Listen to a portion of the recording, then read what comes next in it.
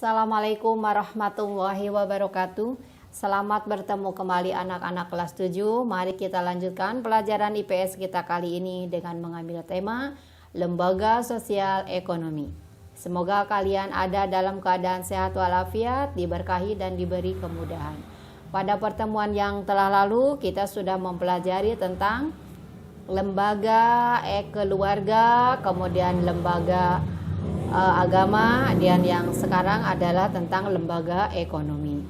Sebelum kita lanjut pada materi inti, maka seperti biasa kalian harus tahu tujuan pembelajaran supaya kalian fokus pada materi pembelajaran. Tujuan pembelajarannya lumayan ada 4. Yang pertama adalah bahwa kalian harus dapat menjelaskan pengertian kata ekonomi.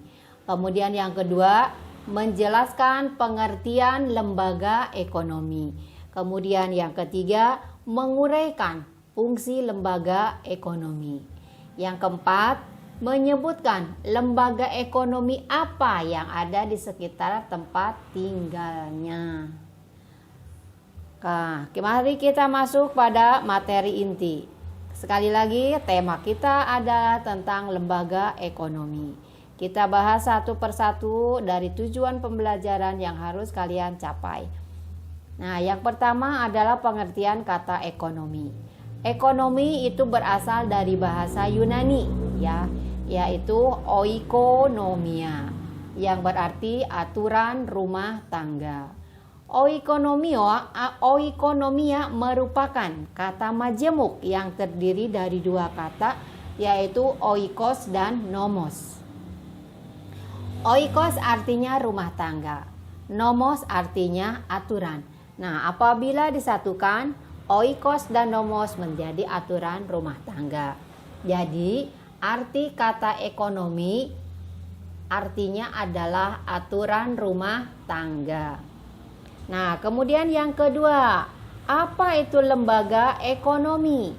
Nah, lembaga ekonomi merupakan bagian dari lembaga sosial yang mengatur tata hubungan antara manusia dalam pemenuhan kebutuhan hidup sehari-hari. Lembaga ekonomi lahir sebagai suatu usaha manusia menyesuaikan diri dengan alam untuk memenuhi kebutuhan hidup mereka yang berkaitan dengan pengaturan dalam bidang-bidang ekonomi dalam rangka mencapai kehidupan yang sejahtera. Kita lanjut. Lembaga ekonomi bertujuan mengatur bidang-bidang ekonomi dalam rangka mencapai kehidupan yang sejahtera dan terpenuhinya kebutuhan masyarakat. Nah, kemudian yang berikutnya itu apa fungsi dari lembaga ekonomi?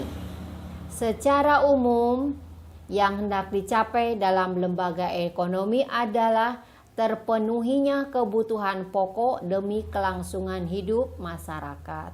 Perkembangan perekonomian di Indonesia secara keseluruhan menunjukkan perbaikan yang positif.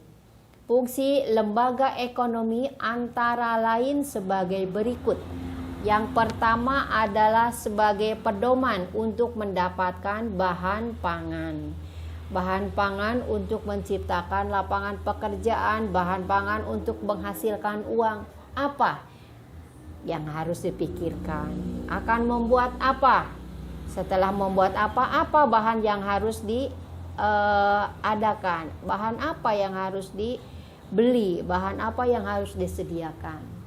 Nah, jadi yang pertama adalah memberi pedoman untuk mendapatkan bahan pangan. Kemudian fungsi yang kedua, memberikan pedoman untuk melakukan pertukaran barang atau barter. Nanti dari hasil usahanya itu, karena tidak mungkin selalu dikonsumsi oleh manusia itu sendiri. Soalnya manusia memiliki rasa bosan, maka perlu ditukarkan dengan barang lain. Ditukarkan dengan barang lain itu bisa barang dengan gula atau yang disebut dengan barter, atau barang ditukarkan dengan uang. Nah, itu adalah barter. Jadi sebagai pedoman untuk melakukan pertukaran barang atau barter. Kemudian fungsi yang ketiga adalah memberi pedoman tentang harga jual beli barang. Nah, ini berarti sebagai pedoman supaya tidak terlalu tinggi, tidak terlalu rendah. Jadi harganya standar, normal, sesuai dengan kapasitas barang itu sendiri. Apakah itu barang pembuatannya mudah, sedang, atau rumit? Itu nanti akan mempengaruhi dari harga suatu barang itu sendiri. Jadi memberi pedoman tentang harga jual beli barang. Kemudian yang keempat adalah memberi pedoman untuk menggunakan tenaga kerja. Nah, untuk melakukan ini, tenaga kerja apa yang dibutuhkan? Nanti dalam pelajaran selanjutnya kita akan mempelajari tentang tenaga kerja yang terdidik, kemudian tidak terdidik, kemudian terlatih, kemudian juga terdidik dan terlatih dan lain sebagainya. Ya, hanya di sini sebagai fungsi lembaga ekonomi adalah memberikan pedoman untuk menggunakan tenaga kerja. Kemudian fungsi yang kelima adalah memberikan pedoman tentang cara pengupahan. Pengupahan berarti cara menggaji orang, menggaji karyawan, menggaji orang yang kita gunakan tenaganya, yang menggaji orang yang kita gunakan waktunya. Nah, itu jadi lembaga ekonomi memberikan pedoman tentang cara pengupahan. Kemudian yang keenam adalah fungsinya itu memberikan pedoman tentang cara pemutusan hubungan kerja. Pemutusan hubungan kerja biasanya disingkat menjadi PHK. Nanti akan ada aturannya yang diatur dengan Undang-Undang Tenaga Kerja. Apabila diputuskan atau diberhentikan pekerja itu apa yang harus dilakukan? Apakah menerima uang pesangon atau tidak? Uang pesangon itu apa? Uang bonus dari hasil kerjanya. Nah, itu jadi memberikan pedoman tentang cara pemutusan hubungan kerja. Oke, lanjut yang ketujuh, memberi identitas bagi masyarakat. Nah, apa itu identitas bagi masyarakat? Contohnya begini, orang yang bekerja di ladang atau di sawah. Nah, ada kemungkinan identitasnya adalah sebagai petani. Nah, kemudian seperti ibu memberikan materi, memberikan pelajaran. Identitas ibu itu adalah pekerjanya sebagai pendidik atau sebagai guru. Kemudian orang yang bekerja di perusahaan, menjadi karyawan pabrik. Nah, identitasnya oh iya dia bekerja sebagai karyawan. Atau misalnya orang yang bekerjanya dengan jasa membawa kendaraan, memindahkan penumpang dari satu tempat ke tempat lain dengan menggunakan motor. Kita sebut sebagai tukang ojek.